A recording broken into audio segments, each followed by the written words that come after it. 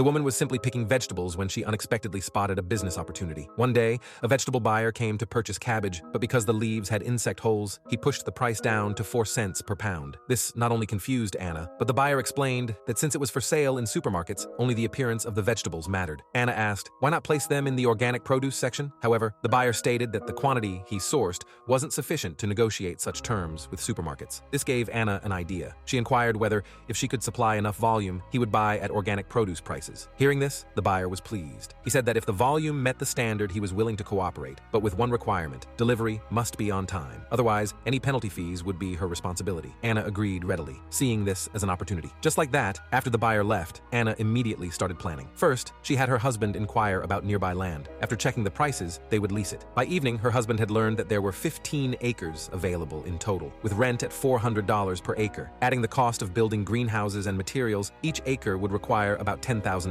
Based on the buyer's price, they could recoup the investment in just 2 years. Anna was thrilled. However, since the couple had just married, they didn't have much capital, so they asked their parents for a loan. Unexpectedly, upon hearing about the investment, her father-in-law quickly refused, saying they didn't have that much money. Anna explained that although the upfront cost was high, by controlling temperature and water properly and growing off-season vegetables, they could sell for a much higher price. Hearing Anna's words, her mother-in-law was somewhat convinced and agreed to provide the money. But another setback occurred. Just as the greenhouses were completed and before the first harvest could go to market, the village launched an investment drive to build a health supplement factory. Coincidentally, they selected the very land Anna had leased. Because the compensation couldn't be agreed upon, an impatient local bully, leading a construction crew, forcibly demolished the greenhouses. Even worse, when Anna's husband went to confront them, he was kicked to the ground on the spot.